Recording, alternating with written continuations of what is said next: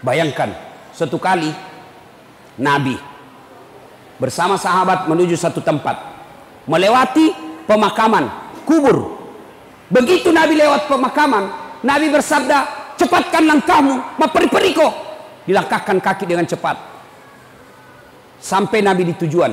Balik lagi. Sahabat ketika lewat di pemakaman, kasih langkah caplak kakinya. Nabi bilang, tidak usah kau buru-buru, santai saja. Santai. Sahabat bertanya, ya Rasul, waktu pergi disuruh buru-buru, pulang tidak lagi. Ada apa ya Rasul?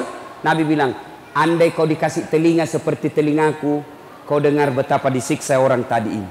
Waktu pergi, disiksa ini orang di kuburnya. Tidak tahan saya dengar dia disiksa. Dek na lembut nyawaku, tidak betah saya dengar. Maka saya mau cepat jauh supaya saya tidak dengar. Waktu pulang tidak lagi disiksa. Kenapa? Saya dapat berita dari Jibril. Allah perintahkan malaikat yang menyiksa di kubur. Hentikan siksaanmu. Tidak mungkin kusiksa bapaknya. Sementara anaknya di dunia lagi belajar mengaji, membaca basmalah. Napai bismillah na baca anaknya. Allah perintahkan malaikat, hentikan kau siksa itu orang tua. Anaknya lagi baca Al-Fatihah. Maka ibu bapak yang meninggal orang tuanya, doakan orang tua. Yang kedua, bagaimana setelah didoakan? Sedekah atas nama orang tua. Ini sahibul hajat yang undang saya ke tempat ini. Ini pahalanya akan sampai ke orang tuanya. Berapa sedekahnya kita makanan? Ya, yang dos-dos itu. Meskipun ada juga ambil tak 2 dos. Sudah dikasih 1, Nabi bilang belum pi. Ibu-ibu Columbus, kelompok ibu-ibu pembungkus. Kurang ya lesik di malamopi. Itu sedekah. Bayangkan bapak ibu. Misalnya yang undang saya, dia kasih saya duit 10.000. Lalu itu 10.000 saya makan bakso. Lalu bakso itu menjadi darah daging saya. Selama darah daging saya itu saya pakai sujud beribadah kepada Allah, maka selama itu yang kasih saya 10.000 itu dapat pahala dari saya meskipun tidak dikurangi pahalaku. Makanya bersedekah ki. Lihat orang baik, sama-sama orang miskin, sama-sama tidak mampu, satu baik solatnya, satu tidak baik solatnya, kasih yang baik solatnya. Sama-sama miskin, sama-sama baik solatnya, satu keluarga, satu tidak keluarga, kasih yang keluarga. Sama-sama keluarga, sama-sama fakir miskin, sama-sama baik solatnya, kasih satu tetangga, satu bukan tetangga, kasih yang dekat dari rumah tak. Maka bersedekah. Kalau kita sedekah, kasih lihat apa jenis sedekahnya.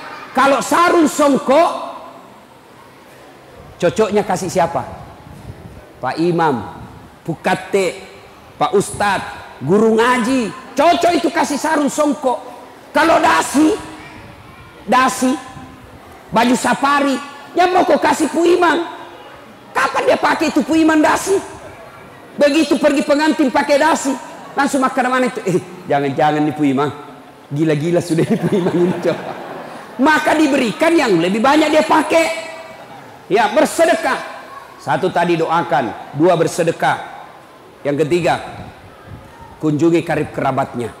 Maka orang yang punya almarhum ini salah satu cara berbuat baik kepada orang tua. Almarhum bersyukur punya anak seperti ini, bikin acara pengajian. Bayangkan, kalau saya selesai ceramah ini, lalu ibu amalkan apa yang saya sampaikan. Misalnya, sejak pulang ini, tadinya masih malas sholat, tadinya sholatnya masih putus-putus, pulang dengar ceramah, sholat selama-lamanya, maka selama itu orang yang sholat mengirimkan pahala kepada yang punya acara, termasuk kepada saya karena ilmu yang saya berikan. Tidak dia kurangi pahalaku, tidak ada kurang yang punya acara, sama-sama dapat pahala. Maka ibu, kalau ada orang meninggal nih orang tua tak, maka bersedekah atas nama orang tua. Tidak sampai Ustaz. Kalau ada orang bilang tidak sampai, mau bukti? Mau bukti bahwa sedekah untuk orang meninggal sampai? Mau ki bukti pak? Mau? Ibu-ibu mau? Mati maki, saya kirimi ki. Nah ini sudah mau idul kurban. Mau idul kurban. Kalau anak yang mau baik bakti sama orang tuanya, tak karobangi tomatota, kurban untuk orang tua. Itu cara berbuat baik kepada orang tua.